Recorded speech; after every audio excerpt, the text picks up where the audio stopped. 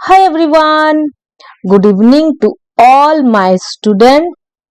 तो आज मैं जो नेल्सन मंडेला का जो मैं सीरीज लेके आई थी उसका आज थर्ड पार्ट है। फाइनली आज थर्ड पार्ट है और आज मैंने अपने घर संसार का सारा काम निपटा लिया है, क्योंकि आज मैं इसको कंप्लीट करके ही दम लूंगी।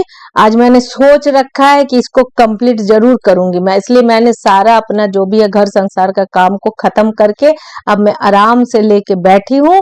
अब इसको कंप्लीट करके उठूंगी, आज सारा समझा दूंगी, कुछ नहीं बचेगा सारा फिनिश हो जाएगा। ठीक है, तो फिर स्टार्ट करते हैं। तो मैंने यहाँ तक समझा दिया था, ये जो यहाँ है ना फ्रीडम फॉर द फ्री, यहाँ तक बता दिया था। फिर भी मैं इससे ये जो पेज है इससे मैं इसको को रिलेट करूंगी, तब जाके स्टार्ट होगा अच्छे से, मतलब अच्छे से समझ पाओगे। ठीक है, तो मैं यहाँ से समझाती हूँ, एक स्लाइड मैं आगे से लेके समझा देती हूँ। ठीक है, तब जाके ये अच्छे से समझ में आ जाएगा, मतलब पीछे से लेके समझा देती हूँ। हाँ, मैं ऐसे ही करती हूँ, मैं इसके पहले वाले में भी यही की थी। तो फिर स्टार्ट करते हैं। तो अब इसमें क्या हुआ कि जो ये नेल्सन मंडेला थे, उन्होंने अपने ऑटोबायोग्राफी में बहुत कुछ अपनी जो भी दिल की बात थी उन्होंने लिखी, और जब वो प्रेसिडेंट बने थे साउथ अफ्रीका के उस दिन भी जो हुआ था उसको भी लिखा था उन्होंने। पास्ट में भी उनके साथ उनके मतलब कॉमरेड्स थे, है ना, उनके फ्रेंड्स थे जिन्होंने स्ट्रगल में भाग लिया था, उनके साथ भी जो कुछ भी हुआ था उन्होंने सारा चीज अपने इस ऑटोबायोग्राफी में लिखा था। ठीक है, तो मैंने इस स्लाइड को तो समझा दिया, फिर भी ले लेते हैं। But then I slowly saw that not only was I not free, लेकिन फिर धीरे धीरे उन्हें ये चीज समझ आने लगी, उन्होंने ये चीज देखा कि बस मैं तो फ्री नहीं हूं, मेरे ब्रदर्स भी फ्री नहीं है, सिस्टर्स भी फ्री नहीं है। ठीक है, कोई भी फ्री नहीं था उस समय।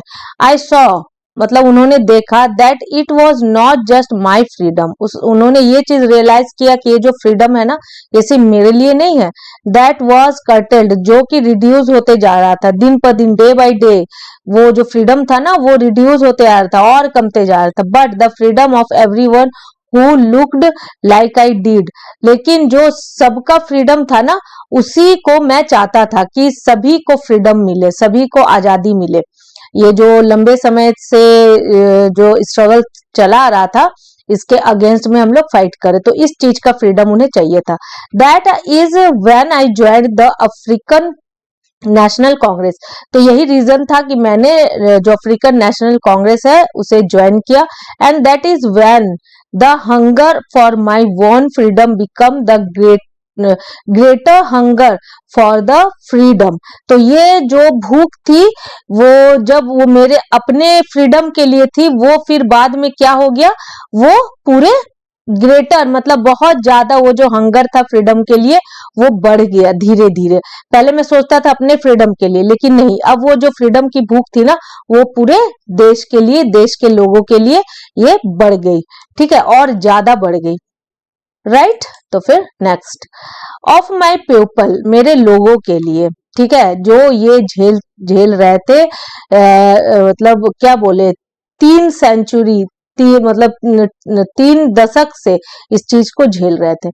It was this desire for the freedom of my people to live their life with dignity and self respect that animated my life. तो ये जो डिजायर थी उनकी, क्या डिजायर थी कि मेरे जो लोग हैं ना वो फ्रीडम आजादी के साथ जिए, उनकी भी डिग्निटी हो, उनकी भी सेल्फ रिस्पेक्ट हो। तो ये चीज उनके लाइफ का क्या बन गई, उनके लाइफ का लक्ष्य बन गई कि अब मैं इस चीज को पा के रहूंगा, मैं इस फ्रीडम को पा के रहूंगा। That transformed a frightened young man into a bold one, that drove a law avoiding attorney to become a criminal, that turned a family loving husband into a man without a home, that forced a life loving man to live like a monk। बहुत अच्छा line है, बहुत अच्छे से इन्होंने इस चीज को बताया है। इन्होंने बताया ये जो भूख थी ना, जो फ्रीडम की भूख थी अपने लोगों के लिए, अपने लोगों की डिग्निटी के लिए, उनके सेल्फ रिस्पेक्ट के लिए, ये सारी चीजें इनके लाइफ को ट्रांसफॉर्म कर देती है, मोड़ देती है। किस तरह कि ये जो फ्राइटेंड थे, मतलब डर से एक मतलब जो डरते हुए यंग मैन थे, वो चेंज हो जाते, ट्रांसफॉर्म्ड हो जाते किसमें, बोल्ड मैन में। मतलब बोल्ड इंसान क्या होता है कि उसको किसी भी चीज का डर भय नहीं होता, वो बिल्कुल बोल्ड होता है, वो हर एक चीज में, हर एक फील्ड में लड़ने के लिए तैयार होता है। लड़ना मतलब ऐसा लड़ना नहीं कि बस चल दिए लड़ने, नहीं, बोल्डली लड़ना, है ना, बिना डर के अपने हक के लिए लड़ना, तो इस चीज को बोल्ड बोला जाता है। तो बोल्ड हो गए, और वो जो लॉ होता है ना, उसको क्या करने लगे, तोड़ने लगे। मतलब जो व्हाइट सुप्रीमेसी के द्वारा जो लॉ बनाए गए थे, वो सारे लॉ को वो तोड़ने लगे, है ना। तो ये वही बोल रहा है कि भले भले के लिए ही हो, लेकिन लॉ तोड़ना तो लॉ तोड़ना होता है ना, तो उसको क्रिमिनल ही बोला जाता है। तो वो क्रिमिनल की तरह लॉ तोड़ने लगे, जो कि व्हाइट सुप्रीमेसी के द्वारा बनाया गया था। That turn a family loving husband, और वो क्या थे, फैमिली लविंग हस्बैंड थे, अपने फैमिली को बहुत ज्यादा प्यार करने वाले थे। Into a man without a home, वो ऐसे इंसान बन गए जिसका कोई घर नहीं था। मतलब उनके दिल से जो मोह माया था अपने फैमिली के लिए, है ना, वो किसी के हस्बैंड थे, किसी के बेटे थे, किसी के फादर थे, तो ये जो मोह माया था ना, उनके अंदर से क्या हो गया था, बिल्कुल खत्म हो गया था। मतलब उनका कोई घर नहीं था। इसका मतलब यही है कि घर के प्रति सब कुछ उनका खत्म हो गया था। That forced a life loving man to live like a monk, तो जो अपने जीवन से इतना प्यार करते थे, है ना, जो अपने जीवन से प्यार करने वाले इंसान थे, वो क्या हो गए, एक मॉन्क हो गए। मॉन्क क्या होता है, जिसको जो मोह माया त्याग देता है एक तरीके से, है ना, जिसको घर संसार का, अपने फैमिली का कोई मोह माया नहीं होता, जिसको साधु सन्यासी भी बोलते हैं, ठीक है।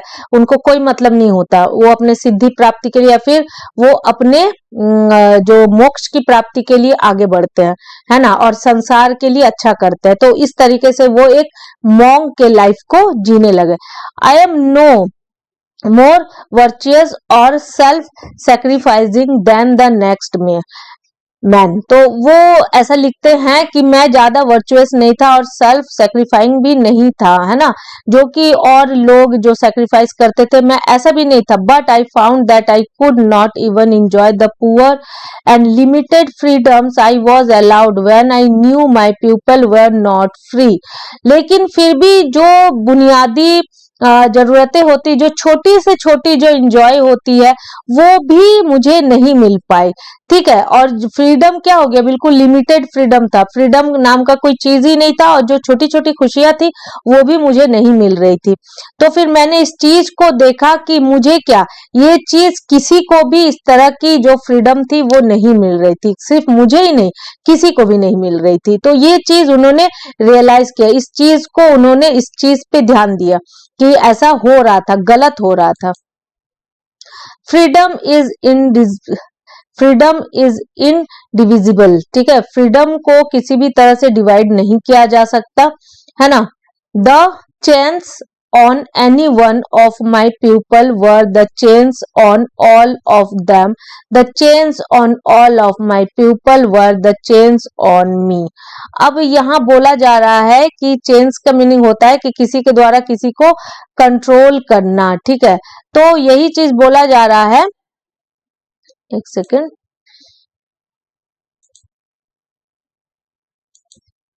हाँ, तो यहाँ यही चीज बोला जाता है कि किसी के द्वारा अगर किसी को कंट्रोल किया जाता है, the chain on any one of my people were the chain on all of them, the chain on all of my people were the chain of on me. I knew that the opposers must be liberated just as surely as the oppressed। तो ये यही चीज बोल रहे हैं कि अगर एक के ऊपर एक अगर किसी भी तरह का अगर ऑपरेसर जो होते थे, जो कि मतलब जो व्हाइट सुप्रीमेसी होते थे ना, तो उसी को बोल रहा है कि वही लोग ना अत्याचार करते थे, वही लोग जो स्ट्रगल करते थे उनके ऊपर हावी हो जाते थे, उनको फ्रीडम नहीं देते थे। तो यही बोल रहे हैं कि मैं जानता हूं मैं क्या, मतलब ये चीज हर कोई इस चीज को जानता है कि अगर वो मतलब ऑब्जर्व दो जो मतलब ऑपरेसर लोग होते थे, वो अगर हमें लिबर्टी नहीं दे रहे हैं, लिबरेट नहीं कर रहे हैं, तो फिर उन्हें भी लिबर्टी नहीं मिलेगी।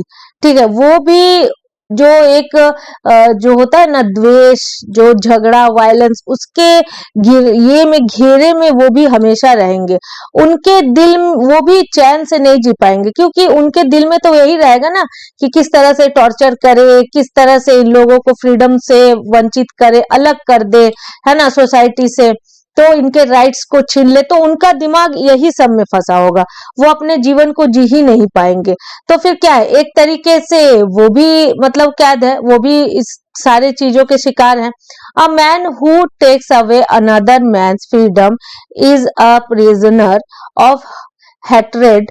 He is locked behind the bars of prejudice and narrow mindedness. ठीक है, narrow mindedness।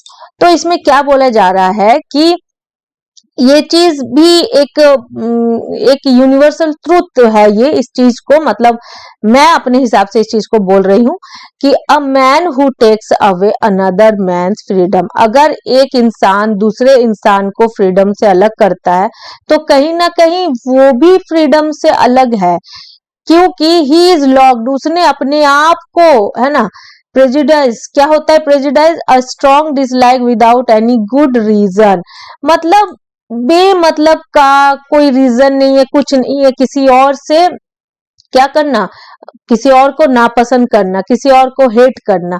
तो ये क्या चीज होता है, ये बिल्कुल अलग नैरो माइंडेड जो लोग होते हैं, तो उन्हें भी इस सारे चीजों में वो भी कैद होते हैं, वो भी आजाद नहीं होते, उनको वो भी फ्रीडम लाइफ नहीं जी पाते, क्योंकि उनके दिमाग में यही सब चलते रहता है कि किस तरह से औरों को टॉर्चर करे, है ना।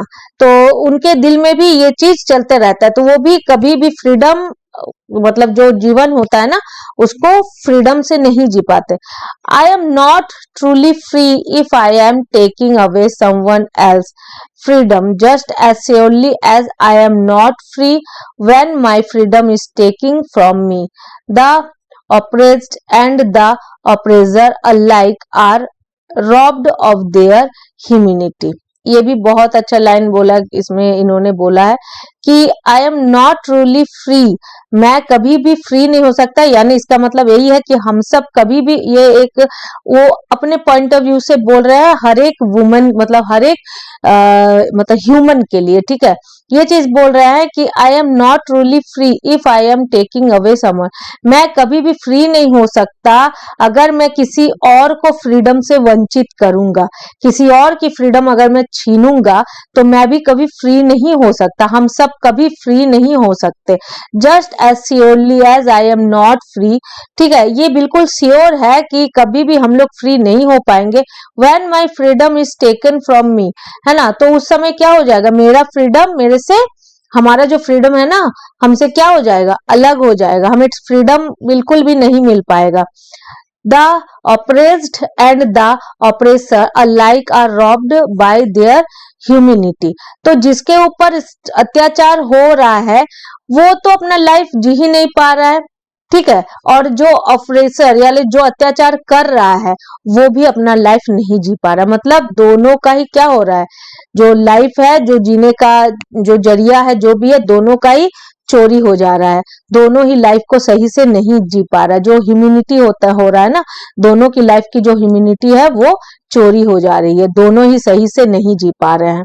तो फिर ये क्या है, ये इनका एक अपने मन का जो बीती हुई इनके साथ जो बीता था ना, तो ये जो जो एक्सपीरियंस किए थे अपने लाइफ में, अपने पास्ट में, है ना, या फिर जब ये बने थे, तो वो सारे को मिला के इन्होंने ये ऑटोबायोग्राफी लिखी थी, ठीक है।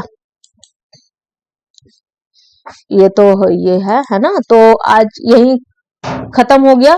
ये जो सारा नेल्सन मंडेला का जो भी ये चैप्टर था ये सारा खत्म हो गया।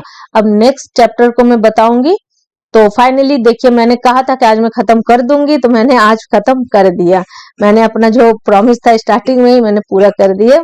तो बस ठीक है, अब आप लोग का काम है कि आप लोग इसको लाइक करें, शेयर करें और सब्सक्राइब करें चैनल को, मेरे सपोर्ट करें मुझे। मैं बहुत ही टाइम निकाल के ये सब सारी चीजों को मैं करती हूँ। हाँ, सभी कोई करता है, ऐसा बात नहीं है, लेकिन फिर भी मुझे लगता है कि मैं थोड़ा ज्यादा ही मेहनत करती हूँ। तो ठीक है, आज के लिए till then take care of your self.